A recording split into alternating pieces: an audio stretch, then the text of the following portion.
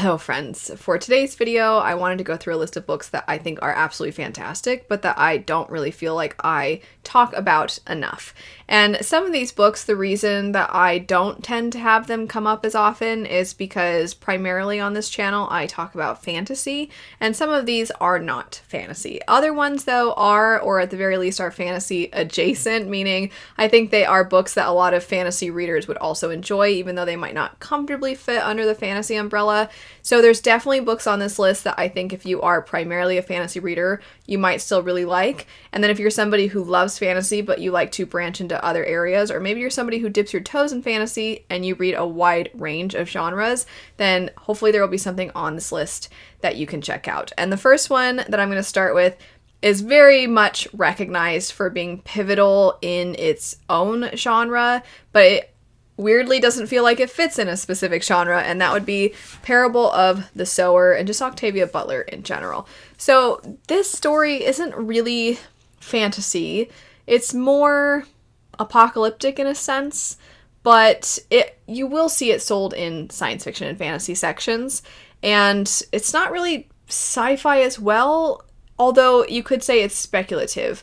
And thus, it kind of falls under a lot of the themes that you see explored in science fiction and fantasy.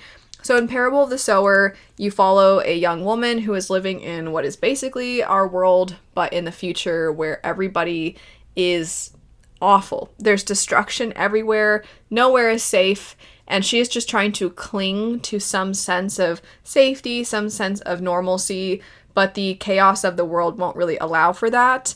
And she is traveling, and she ends up coming to get to know other people who are on their way to an area that they hope will be a place of refuge.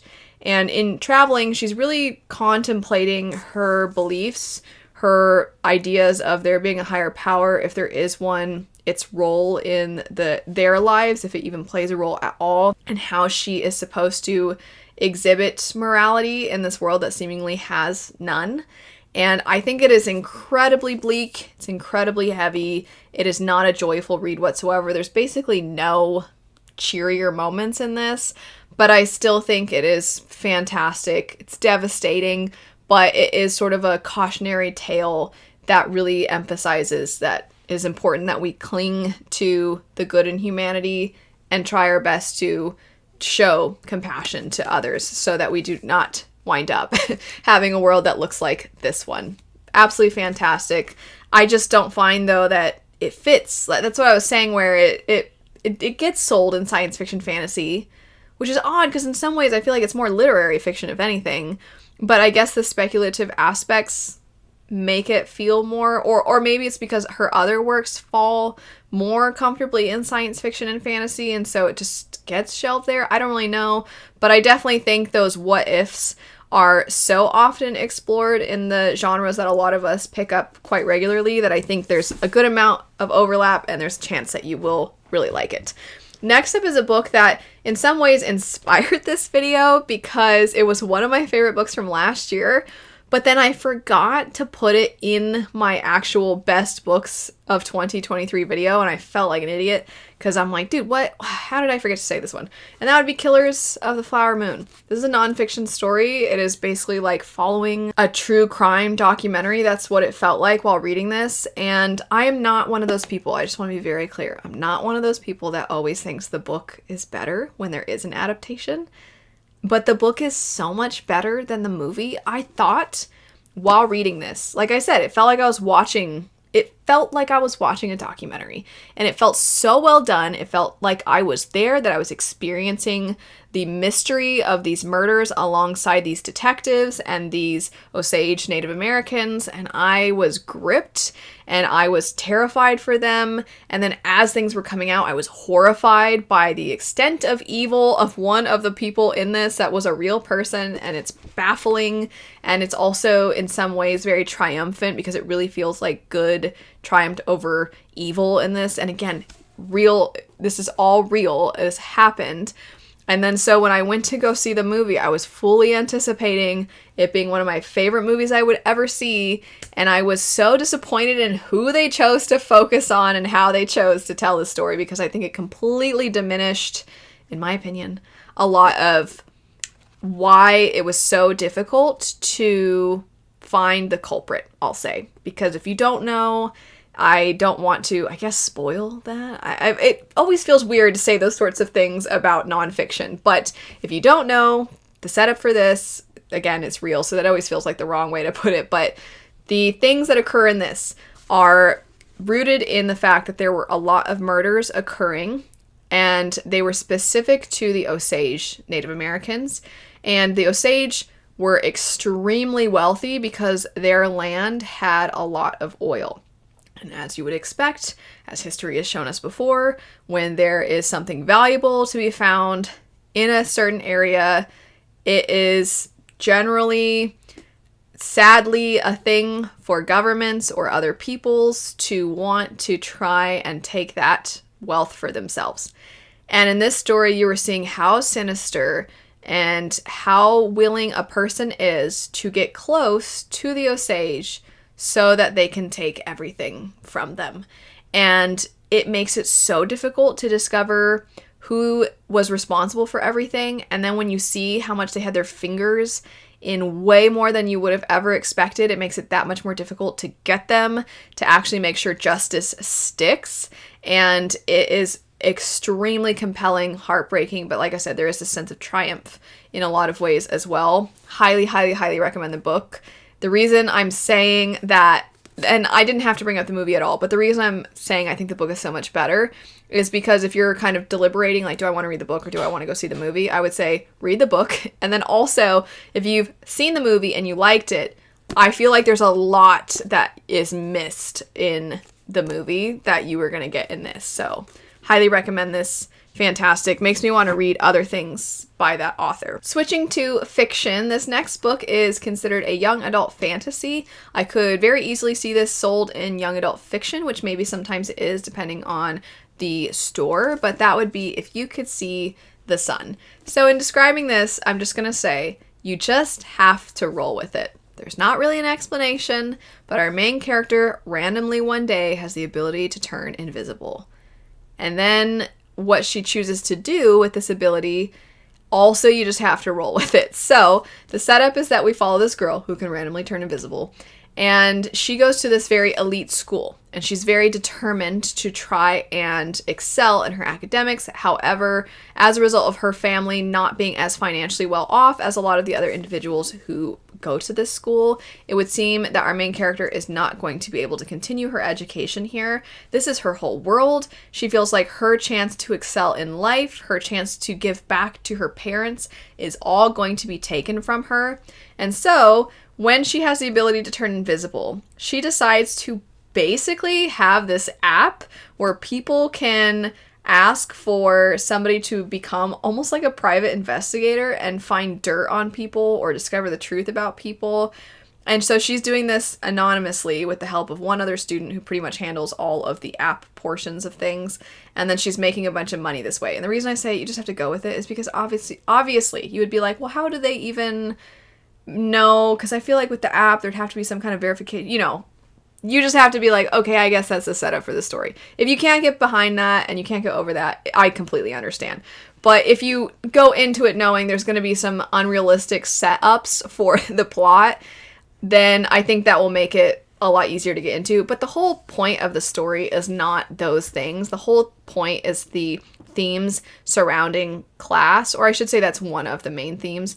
And a lot of it is talking about how this moral conundrum, this character starts to feel quite disgusted with herself because she is seeing things that people are trying to keep private. She's putting things out in the open, or at the very least revealing things, and she's starting to not feel very comfortable with it. But at the same time, the idea that morality is much easier to maintain when you have a lot of wealth and comfort than for those who don't, I think that question is something our main character wrestles with, because she very much has this idea of, if I just had the money, I wouldn't have to ever be put in this position. However, you also look at characters who do have money, and as she is doing these things that she is starting to be repulsed by, she's starting to realize, oh, the people with money have their own set of problems. Some of the students that I always thought had perfect, easy lives have their own set of things that make their lives difficult too.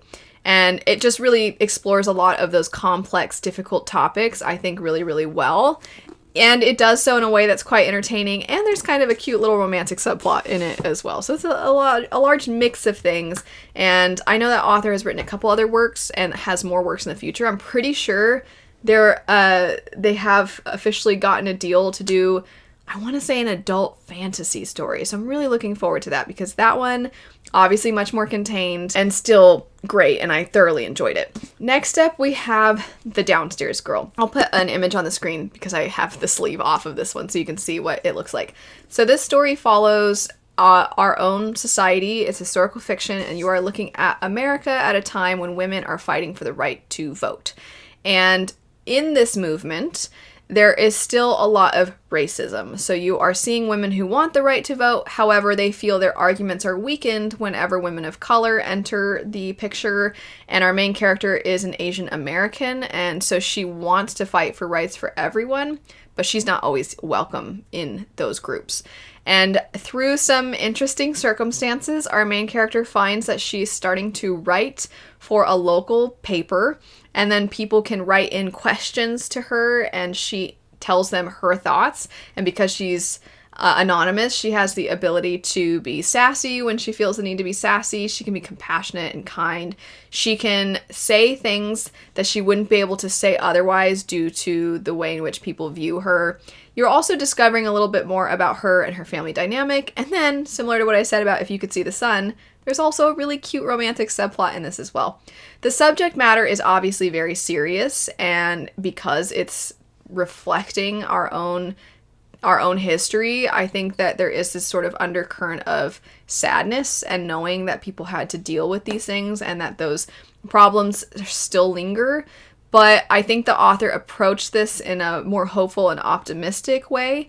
And I could see some people feeling like they wish it had been a little bit serious and had gone a little bit deeper, while I think other readers are going to appreciate that you can see a story in which somebody who is dealing with racism also can have a sense of agency. They also can have a nice love story. They can show their wisdom. I think some people are going to really appreciate that as well. I think there's a place for both things, because obviously something like Parable of the Sower, so incredibly bleak, and then something like this, a little bit more hopeful and optimistic. And I think both tones are important to have present across genres. I'm definitely cheating on this next one. I don't even care. I want so many people to check this series out. It's so good. It's so good. And when I say I'm cheating, I'll explain in a second. And that would be Hat Atelier. So if you are somebody who follows me over on my side channel, Full Meta Analysis, I definitely talk about Witch Hat quite often over there. And also, it's not a book, it's a manga series, but whatever. I know so many of you would love it, so I felt the need to bring it up. Hat Atelier is phenomenal. I know not everybody is all that into manga. I completely understand. If you are willing to dip your toes into manga, if you have tried some manga here and there, check out Hat Atelier. If you are completely opposed to it and you're like, I just don't do well with that medium, I understand. But Hat Atelier, I think so many of you are going to love it. I think so many of you are going to be completely blown away by the beauty of the art. I think so many of you are going to be really surprised, because when it first starts, it's kind of cute, it's cozy, seems like it's, I don't want to say surface level, but it seems like it's not going to have that much depth to it. And then as the story progresses, you're like, wait, hold on, this is tragic, this is devastating, the implications of this are actually they're so worthy of dissecting, and you could have such great conversations about what the themes are in this. It's so good. It's so good. I did do a whole video dedicated to why I think you should check out Hat Atelier, so I'm going to have that linked. And I don't typically like to really hit home like, oh, go watch one of my videos, unless it seems like something that would be useful or helpful to you. But I really think you should go check that video out if you are interested in hearing more about this series, because I go in depth as to why I think you should check it out. But if you don't really have the time and you just need a brief synopsis, the setup for the story is you have this lush, whimsical, beautiful fantasy world, and you follow a little girl who's in love with magic. However, she's not a witch, so thus she doesn't have the ability to use magic, but she's always been enthralled by it. fascinated by it, wishes she could learn more about it. And then one day a witch comes into her village and they help, and she happens to see him use magic in a way that she probably shouldn't have, because it reveals some things about magic that she didn't really know before and that were supposed to remain a secret. And then she attempts magic herself, and in doing so accidentally hurts somebody very close to her.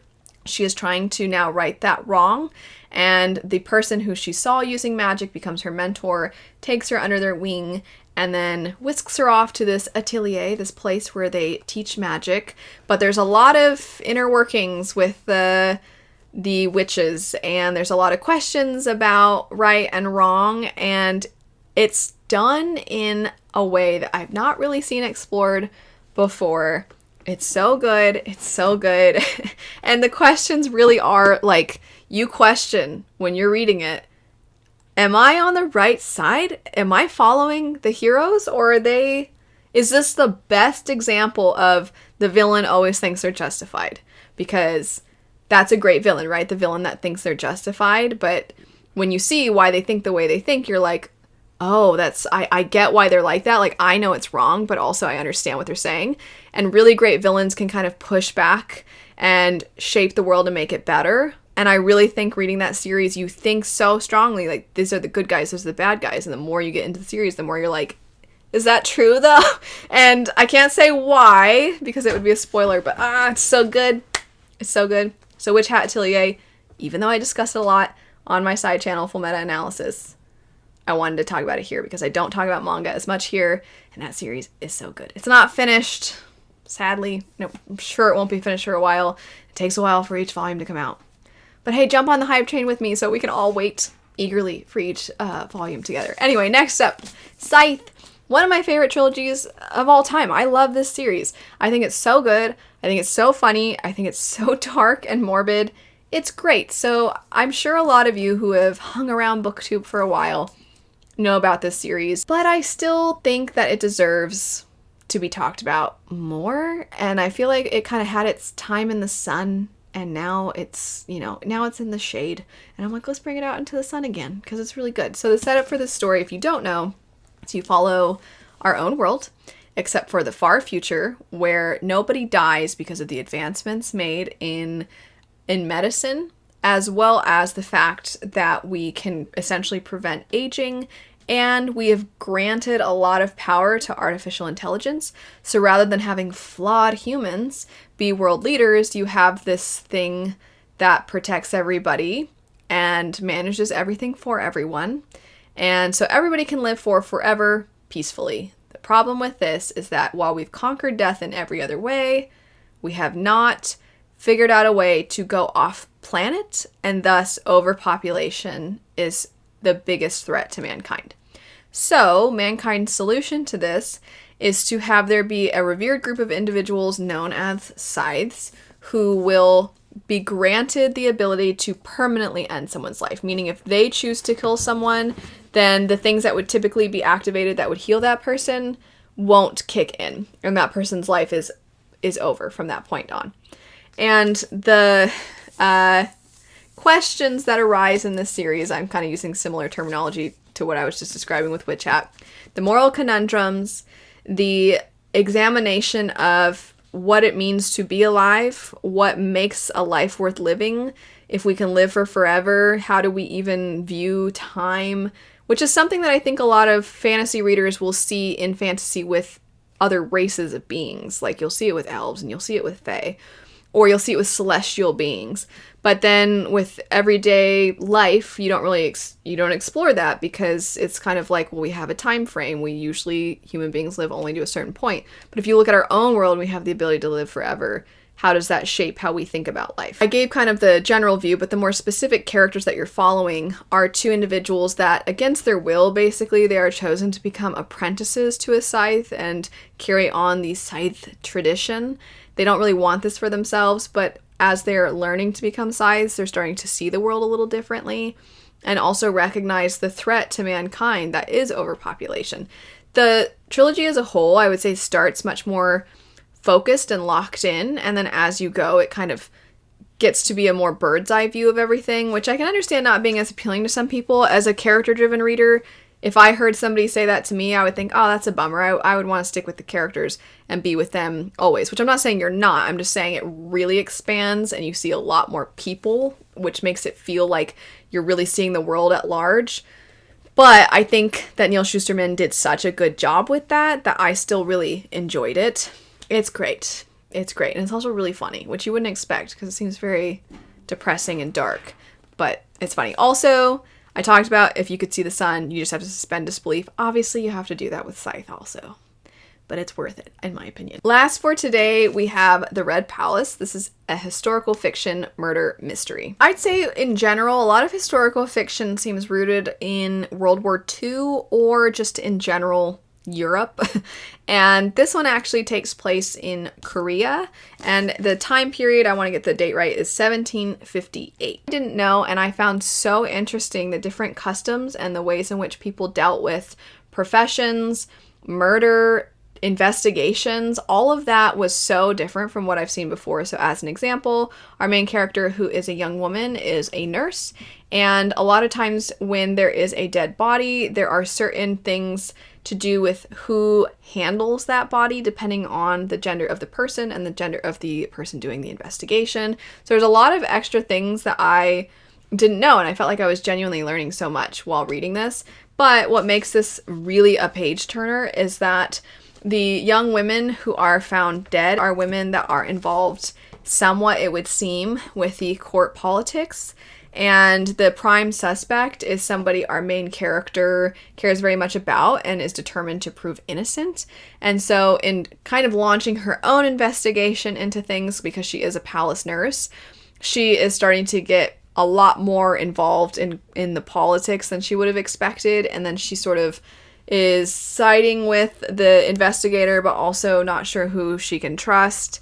And it carries on from there. I also was really surprised. I know for a couple of these I've mentioned like, oh, there's also a cute romantic subplot or whatever. I was not expecting such a cute romantic subplot in this story, but it remains a subplot. I just want to be clear. It's not like it takes over the story or anything, but I was like, well, hold on. This is a really interesting murder mystery and also maybe a really sweet love story too. And there's a lot to do with class lines. That's another thing that I didn't know a whole lot about in regards to that time and place in history. And so that plays a role in the investigation as well. In general though, I'm really looking forward to reading more by that author. I think they have one coming out this year that I'm highly anticipating. And if you are somebody who likes historical fiction, or if historical fiction is kind of like fantasy in your mind, like it is for me, because it's so different from modern day, then maybe there's a good chance that you'll enjoy Red Palace. But anyway, that's it for some books that I think are absolutely amazing, that I think a lot of you would really, really like, but I just typically don't find I have the opportunity to talk about these as often. If you are interested in any of them, I'll have them linked in the description bar down below. If based off of what I said about any of these, you have your own recommendations, feel free to leave those in the comments. That way people who come to this video have your recommendations as well. And then if you would like to see me do this kind of video every now and then, just to branch out and have books that are fantasy adjacent or science fiction fantasy, but maybe are more niche that I don't get to talk about as often, and also some books that aren't in those genres, that way you can kind of keep up with other things, let me know. I'd be happy to do this style of video again in the future. But thanks so much for watching. I hope you have a great rest of your day, and I'll see you later. Bye.